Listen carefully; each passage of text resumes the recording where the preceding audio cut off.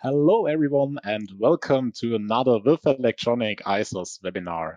My name is Markus Eberle and I will moderate this webinar together with my colleague Amelia Thompson. Hello. Hello.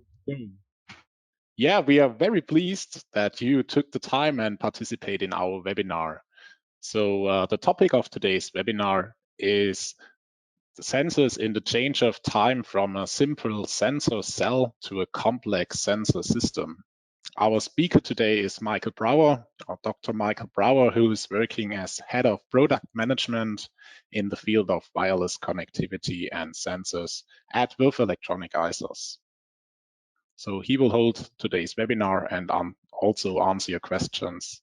So yeah, Amelia, I think you have to say something about the webinar today.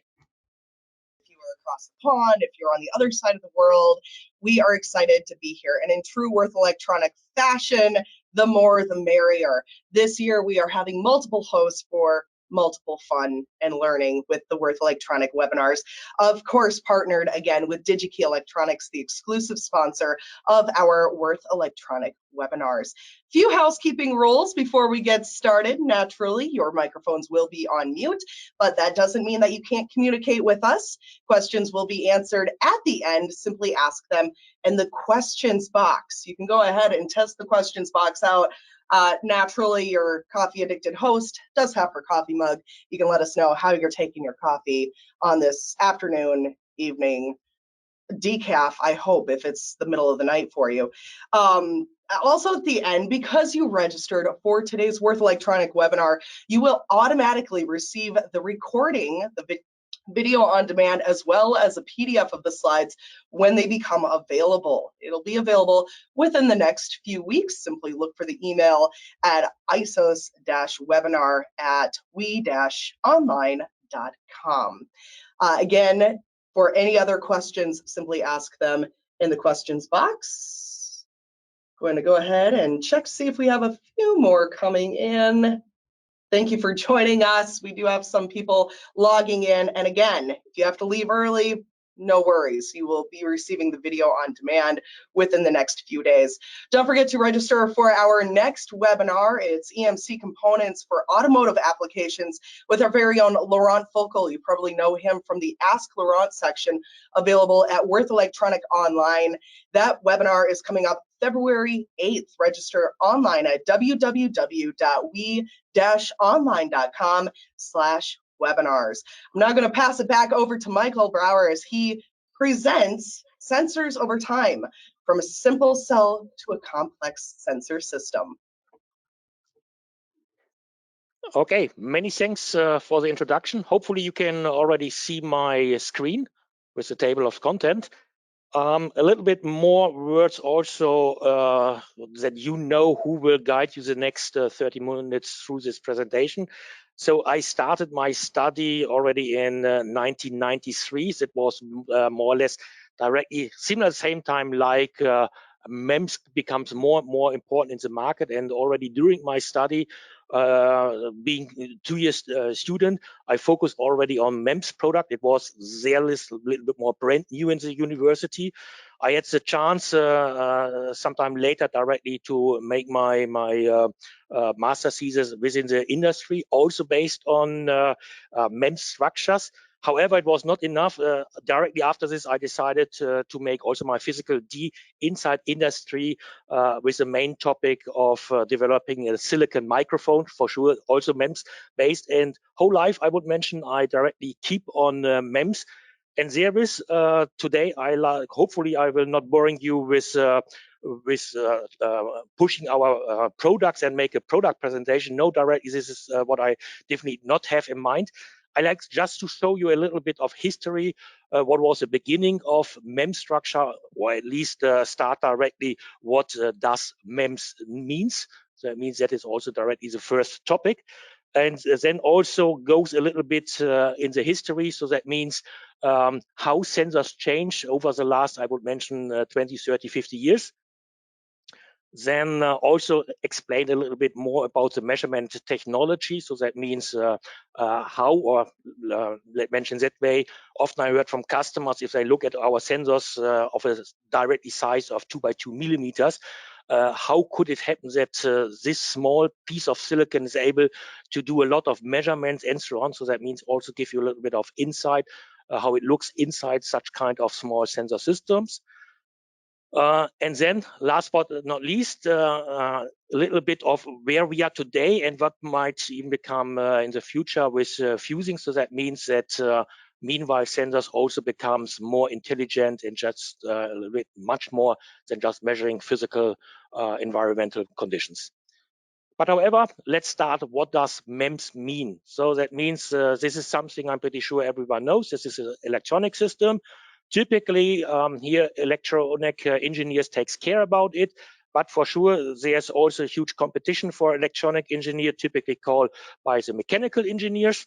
I like this very good relationship typical electronic engineers have with mechanical engineers. However, there was a time where we have to think about why not able to combine both of our products. So that means electronic combines with mechanical systems. And this is directly where MEMS stands for. So that means this is a shortcut for microelectromechanical systems. What's behind the picture hopefully presents much clearly. That means we have typically the electronic here in the picture as a kind of ASIC, and we have mechanical structures. And if I will combine them and have them directly placed inside one package, then at the end I have an intelligent sensor system, or like we call it, a MEMS system, microelectromechanical systems. So this is also to know about where MEMS stands for.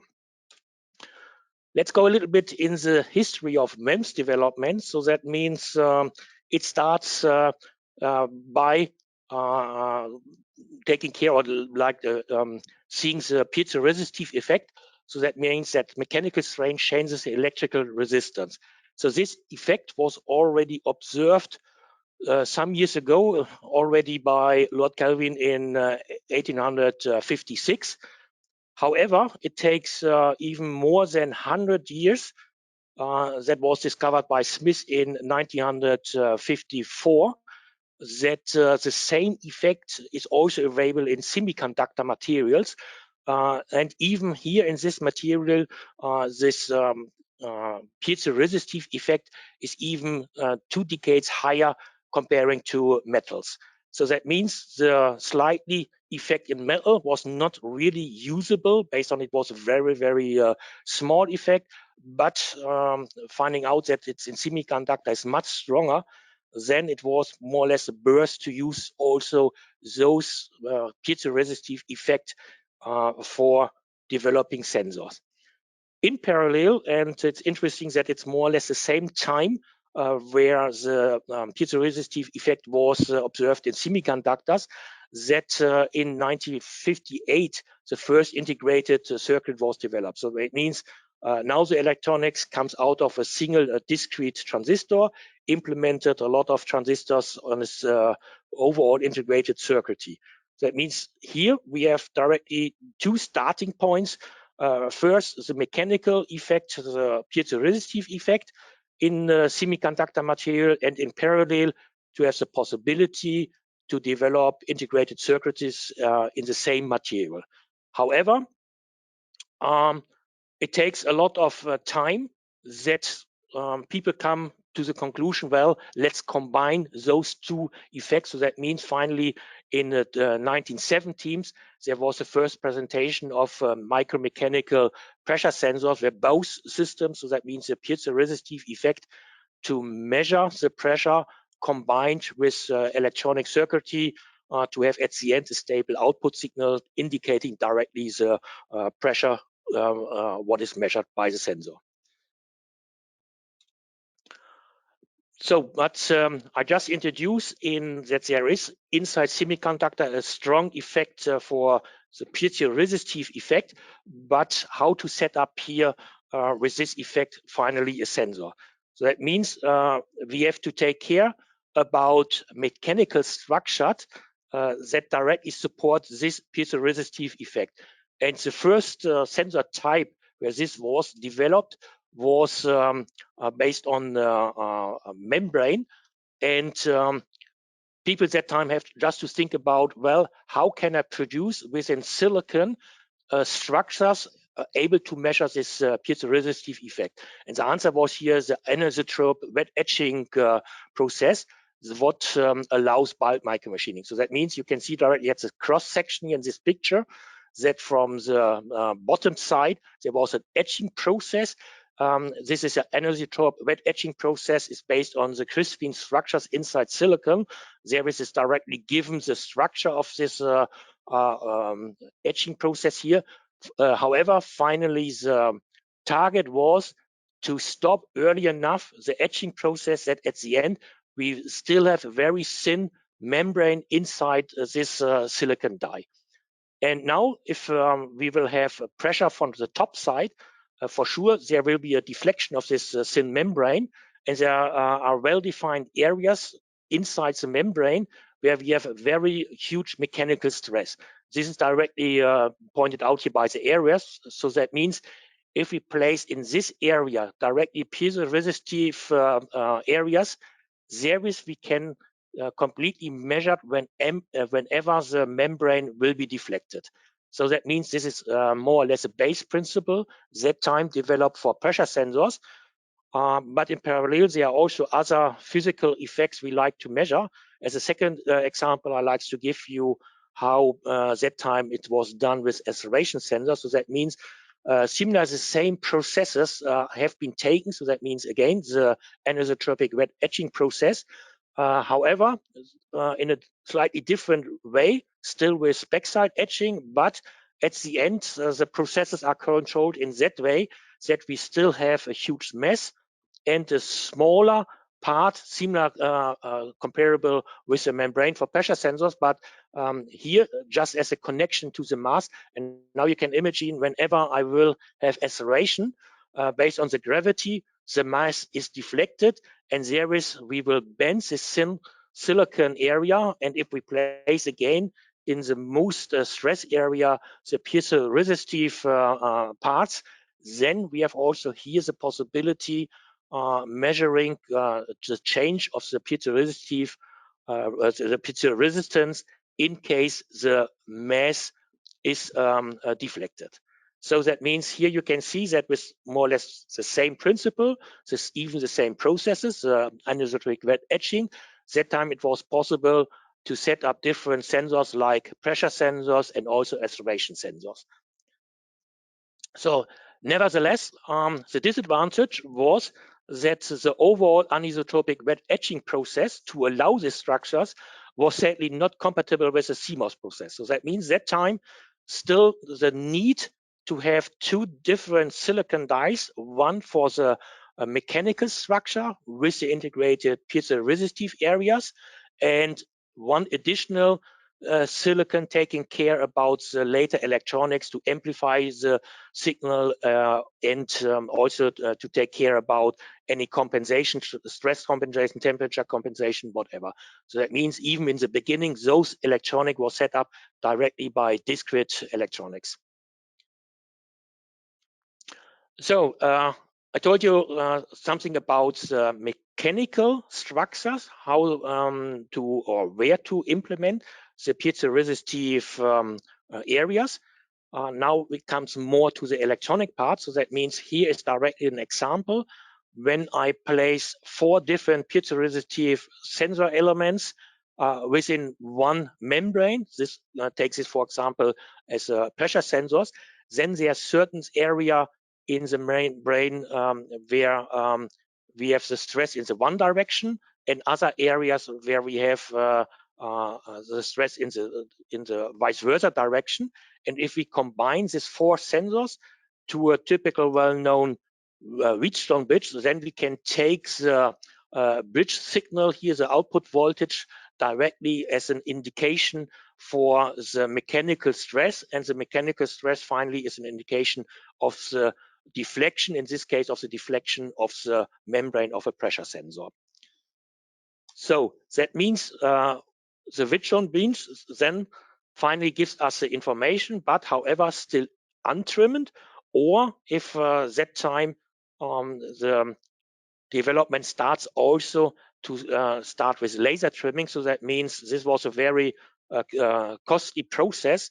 Based on here, the mechanical structure was measured, then defined, okay, we have to reduce a little bit of the overall resistance to have a trimmed system, doing it by laser, measuring again, and these steps might be repeated several times until we have a really stable, trimmed overall mechanical system. Still, this principle or this structure at the end was cross-sensitive to the temperature, and for sure also cross-sensitive to mechanical stress. So that means this effect we still have today. So all the MEMS structures typically very sensitive to mechanical stress. Based on this is typically the measurement principle, but however, with a wrong placing on your PCB of these small sensors, and with a bad layout, you might produce a lot of mechanical stress from the outside, what typically is not your interest. You like to measure directly the physical value where the sensor is set up for. So that means here, as a besides information, we have also an application note where we give a lot of hopefully helpful design hints to avoid this additional mechanical stress. That means there is to increase overall the accuracy of the whole system. However, if we have this structure, the Wheatstone bridge as an overall output element, then there's still the need of a complex analog circuitry to compensate overall the signal. And there is how future development goes at. I will show with the next slides. Overall, with this bulk micromachining and this anisotropic wet etching, and the disadvantage that the anisotrope wet etching is not compatible with CMOS processes. For sure, some time ago, people thought about how to improve it. And I would mention in the 19th, there was a major development steps, or I would directly mention there are two major development steps. So that means one major development step was here also to develop processes that allows a surface micromachining. So that means there was no longer the need to etch through the whole wafer from the backside. Now those processes can directly take care about from the surface. And in addition, all those processes to etch the mechanical structures are completely 100% linked to CMOS processes. So that means even there was the use of the same processes to have the possibility for this surface micromachining. And in addition, the benefit was to have also the possibility to reduce significantly the structure. So that means you can see here the comparison of very small pressure cells, and those what you can see here is not just one pressure cell, here even several small cells on pressure cells in one array, just in comparison to the head of an ant. So that means you can see really how small those structures have been developed in this time. However, biggest benefit was 100% compatible and completely integrated in a standard CMOS process. So that means besides this mechanical structure to measure the pressure, to have the deflection of membrane, it was also possible to implement to the completely circuitry to amplify the output signal to take care about compensation. So that means at the end that you had directly uncompensated at the beginning analog output signal, but it was very fast that first development shows directly that those kind of sensor structures already have there is a digital interface to have also the possibility to read out the measured sensor values on a digital bus system. However, I started that there are two major development steps. Directly likes to go also to the next in the same way, very important step. This is called the reactive ion etching. So that means this is a kind of a special etching process also from the surface. It's a combination or the trade-off between etching and passivation. So that means typically if I like to develop or to produce such kind of mechanical structures, I have to think about how can I have a kind of edge processing which goes in a 3 dimensions. That means have a really deep etching inside silicon material. And typical edge processes are in that way. If I etch 1 micromillimeter or micron in the deeps, I will etch the same in the width. However, in the perfect process, I just like to have a preferred direction, just doing the etching process in the deep. And there was this combination that we started with the etching process, then stopped the etching process, doing a kind of passivation of the side walls. And there we can go ahead with the deep etching process. Shortly afterwards, I will take care about the passivation of the walls. And during the last years, such kinds of reactive ion etching was improved significantly, and also the trade-off between passivation of the side walls and going ahead with the deep etching was that small steps and that fast that more or less you can see it here on the SEM picture that we really can talk about very good etched side walls, and there was a possibility to allow very, very small structures here, even in the size of a few microns, to have here mechanical structures. However, I started my presentation with the first developing that's transformation between mechanic and electronic was that time based on piezoresistive effect. Now with both processes here, it changed. So that means with having the possibility of very, very small structures, now the sensor is based on a capacitive principle.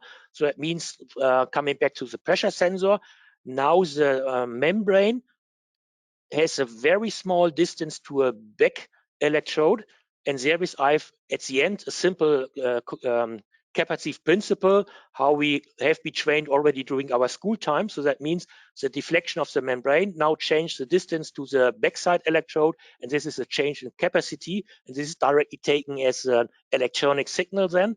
And we have exactly the same base principle here, also capacitive principle with this 3D structures based on reactive ion etching. So that means here's an example for an acceleration sensor. We have still a mass in the middle of the system, and whenever I have a kind of deflection, so that means the mass is stick to spring system, and there are also some finger structures, and the one side of the finger structures are directly fixed to the outer frame, and the composite of the finger structures directly fixed to my mass. And whenever I have deflection, then I change also the distance between my finger structures, between the fixed and the movable fingers, and this finally results also in a change of capacity. So that means here in the 19th, the change was going away from piezoresistive effect, becomes more popular, taking care about the capacitive measurement principle. And I would directly mention this was the overall success story of MEMS that times begun. And if looking back, you can see that it goes slightly also already that times in the development of mobile phones. Mobile phones are a very good example today to show directly what is inside. As a simple example, when you rotate your mobile phone, you will recognize that the screen is every time correct orientated, and the answer is what's inside. It's nothing else than such kind of sensors where you have directly a 3D acceleration sensor, and the overall vector directly, also the sum of all 3 dimensions, gives directly the information of the 1G Earth gravity, and this is simply detected by the sensor, and there is the mobile phone can switch the screen in the right format. So this is a little bit of background, and you can see directly going hand in hand with the development of MEMS structures. So coming a little bit more what is today available, and to make also an overview about the difference of, I call it typically a simple sensor cell versus a whole sensor system. So that means starting with a simple sensor cell. This is what I directly explained at the beginning. I just have a membrane and the membrane deflection and nothing else. So that means completely not calibrated system. However, in the market still available, there are also this kind of sensor cells, including an amplifier. So then we are talking about an amplified system. So that means makes it already a little bit easier to connect to other electronics. For example, with good amplification integrated, you can connect directly to an ADC of a microcontroller and then take care about your own compensation algorithm to have a stable output signal, not just with room temperature, but over a whole specified temperature range, but also mostly best case, a little bit of stress compensated that any mechanical stress from the outside will have not that much influence of the overall sensor system. However, it's not stopped directly at this point. We are already much more ahead. So that means what is today integrated in a sensor system is more that what I show here in a block level diagram. So that means after the signal is already pre-amplified, typically inside the sensor, the signal is also digitalized. And inside the sensor, there's also a small microcontroller, typically set up specially for the task. We call it then a digital signal processing unit. And with this digital signal processing unit, there's a possibility to calibrate, to compensate the overall system. And that means that every single sensor is directly calibrated in the backend in a factory individually, and those individual calibration settings is then typically stored in the memory, and there's a guarantee that in a normal operation in field later the sensor is still calibrated. So that means switching on the sensor, the digital signal processor is reading out the calibration settings and therewith compensate over temperature in field, then on the fly directly the output signal of the sensor, and typically available today with common interfaces like eiSos or SPI. However, also on this position, a small hint, there are, for some application reasons, for sure, there are still analog outputs available. And I will just give an example with our differential pressure sensor, how we have it today also implemented. Besides I2C interface for this kind of sensors, we have also an analog output. However, to make it clear on this picture, this analog output is not based on the directly pre-amplified signal. Therewith, we would have not a compensated output signal, but it is directly taken from the digital part here after the DSP. So that means the signal is also completely calibrated. There's just an additional digital analog converter where after the digitalization, the signal is transformed back to an analog signal. And here now the hint for sure, if you have a time critical application, therewith keep this please also in mind, based on the whole signal path, that the analog value is going through the ADC, is going through the DSP and later transformed back to an analog signal, for sure takes some time. And this is a typical delay time you have to consider in your overall measurement system. So that means whenever this is a real critical, time critical system, then take care about that this delay will not make later in field problems to the overall system.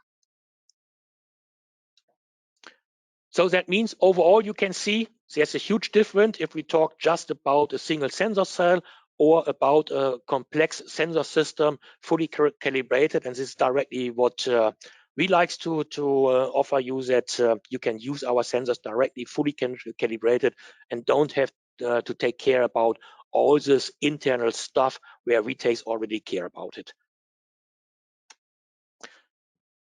But it's not all what today already available. So that means now we're talking about that the sensor system becomes more intelligent. So that means Originally, the digital signal processing was only needed for the compensation. So that means finally the calibration of the output signal.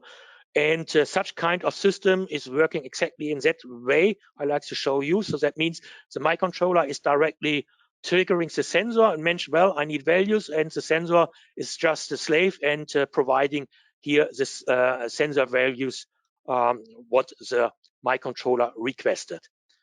However, if now an event happens, so that means the sensor is measuring something special for sure, then the output value will change. The microcontroller can make his decision and defines, for example, defined action. So the disadvantage of this overall system is that permanently both ICs, the sensors, but also the microcontroller are permanently in operation mode. So that means for sure there's a huge power consumption. At least the sensor needs power, and also microcontroller needs the power. So that means now the question is, can we do it a little bit more intelligent? So that means all those decisions what the microcontroller have to do to define any action for the application, just to think about, well, why not implementing in the sensor? And exactly this happens also. So that means today system can set up that the microcontroller can do that what typically can do is best and don't make any mistakes. So that means just put the microcontroller in a sleep mode. And now only the sensor is that part what is active. The microcontroller is now in really low power modus, as mentioned, directly in a sleep mode. So that means what happens now, sensor is observing the environment permanently, and whenever there is an event, for example, I set directly a trigger value, for example, for a pressure sensor, and then the sensor will change one of its interrupt signals to the outside, and this can be used as a wake-up signal for the microcontroller. The microcontroller was informed that something happens, or that some important information was detected by the sensor and can define the action. However, with interrupt is nothing else that, well, it's much more that the microcontroller has for sure also the possibility what directly happens. For example, in some of our sensors, there's also a FIFO register or FIFO memory integrated. So that means the last measured value before or after an event is stored in this memory. And that means in case the sensor sends out the interrupt that some major happens from the outside, later the microcontroller, after wake up, is also able to read out those previous value to have a much better background for the final decision of is any action needed or not. So that means with this structure, there's an extreme power saving architecture. Very simple, just based on most of the time, the microcontroller can go in a sleep mode. Well, just at one interesting application, what some customers are doing with our acceleration sensor. So that means this 3D acceleration sensor, we have some of this algorithm integrated. So one of this algorithm is to detect free fall. And this can be used to observe if any typically elder person is falling or not. So that means at that moment, a person is falling, there's a very short time of no gravity. So that means 0G, and this can easily be detected by the sensor. And in case the sensor detects this low G or 0G level, then an interrupt is transmitted to the microcontroller. And now the microcontroller knows, okay, there was a short time of free fall, but nothing else. And this gives the microcontroller the possibility to switch the sensor in a different mode to observe if any major impact was observed. So that means typically if a person is falling, at the beginning, there's a free fall, 0G, but sadly, if the person attacked directly the ground, there's a hard impact. And this can be also triggered directly mention at which G level this will be triggered. And in case the sensor directly sends this is falling down to the ground, this impact to the ground, then the sensor can sense the next interrupt, and now the microcontroller is knowing, okay, the person is fallen, and I observed the hard detection on the floor. For sure, now it's interesting, well, is the person able to help themselves or not? And there is, the microcontroller can switch in a third mode, the sensor, directly to observe is after this hard impact, any additional movement in a lower G range is still available or not. Based on this is a clear sign. Is the person still lying on the floor and no longer able to do any movements, or is the person able to stand up again and there's no need for any additional add? So that means here with the third mode, finally then the microcontroller can directly make the decision if any action, for example, making an emergency call is necessary. So just give you that as an example where with this integrated intelligent algorithm, the sensor can directly support your application to make it really low power consumption and have already the possibility using this algorithm from the sensor side that no longer every algorithm has to be implemented directly in the microcontroller. Okay, this was already the end of my presentation. Just spent a few minutes on a summary. So that means what was shown. So that means that more or less MEMS development already started for more than half of a century. There is its directly proven technology. So that means those small MEMS sensors are meanwhile in very or in a lot of application. Mobile phones for sure is one of the application typically everyone knows very well, but also in automotive, in industry, more of these sensors are integrated, and even takes care about really critical safety application like sensor today's those small MEMS sensors are used, for example, to detect in automotive any crashes to control the airbag system. So it means, again, those sensors meanwhile really a proven technology. Then that the sensor systems becomes more intelligent by integrating the DSP, and for sure this DSP is then also used to have the possibility for more intelligent inside the sensor, and there is to give the possibility to put the microcontroller most of the time in such kind of system in a sleep mode to have here a huge power saving. Okay, that was a summary. For sure, I like to give a little bit of the hint of our products. That means you can see here below the link to our product guide, and there you find also those sensors we have today in our portfolio. So that means we directly have, as I already mentioned, a 3D acceleration sensor. But besides, we have also a humidity sensor, absolute pressure sensors, temperature sensor, and differential pressure sensor today in our portfolio. And for sure, we are working hard day by day to increase over time this portfolio. Yeah, so thank you very much, Michael, for your interesting presentation. So yeah, as you have mentioned, now we would like to turn our attention to your questions. And so we wait a little until some questions come in. Also, just a hint from our side, like Amelia mentioned it in the beginning, you will receive the presentation as well as the recording only in the next few days. So yeah, you will get your information. So yeah, let's have a look at the questions which come in.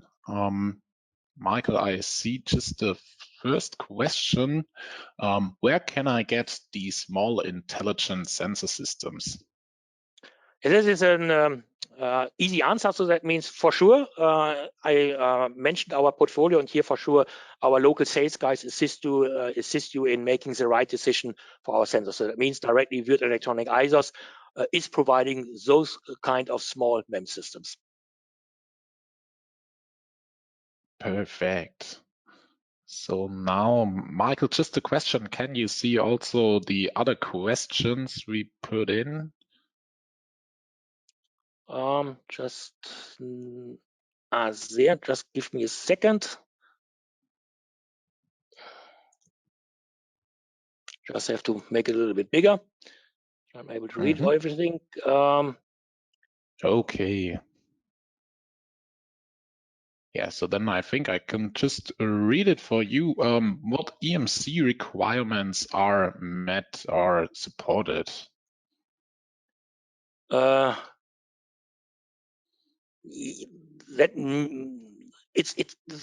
answer is not easy based on missing a little bit or more background information. For sure, EMC is finally part of the overall application level and service. For sure, here a lot of stuff has to be taken care about. That, for example, our sensors are provided with a stable voltage supply end. But there is, at the other side, the sensor is typically not that part what is disturbing. Based on frequency-wise, it's more or less low frequency and also low power. So that means here it's more in the direction to take care about that the sensor device is not disturbed by other devices. But typically, there are not that huge challenges as mentioned, as long as the power supply is a stable power supply and there are no disturbances on the power supply. And the typical blocking condensator is taken care also for VDD close to the sensor system. Then, with my experience so far, there are not such problems in the field. Okay, thank you very much. Yeah, so then just the next question, Michael. I'm not very familiar with sensors so far. How to be sure, or how can I be sure to select the right type? And especially, did I use the correct settings for the complex algorithm? Okay, yeah, interesting question, based on I can fully understand it. As shown in the presentation, a lot of algorithm integrated and how to select the right one. So that means there is we takes care about exactly this support. So that means we have a very good trained sales guys in the field. They will assist you in selecting the right sensor, in selecting the right operating mode, in selecting the right integrated filters, algorithm, and so on. Besides, if there are any open questions, for sure, we have also a hotline, a support line. You can contact this line also by email, by phone. And there is also here well-trained engineers will assist you in making the right selections here. Perfect. Thank you very much. So then let's just have a look at the next question. So is there a set of programmable filters on the front end of the DSP such that the DSP will remain asleep and not have to need for DSP filters? And also just adding, I mean, programmable filters in front of the ADC to eliminate false triggers. And also, according to this question, what is the accuracy of the ADCs? Okay, so that means for sure, starting with the last question, what is the accuracy of the ADC depends a little bit on the sensors and directly the accuracy of the output bits. So that means in the range of 12 bits up to 24 bits is a typical sensor output signal we have here. And this is then linked to the ADC. So that means there's not a clear number. As mentioned, depends on the final sensor system later then. Yes, filters are integrated.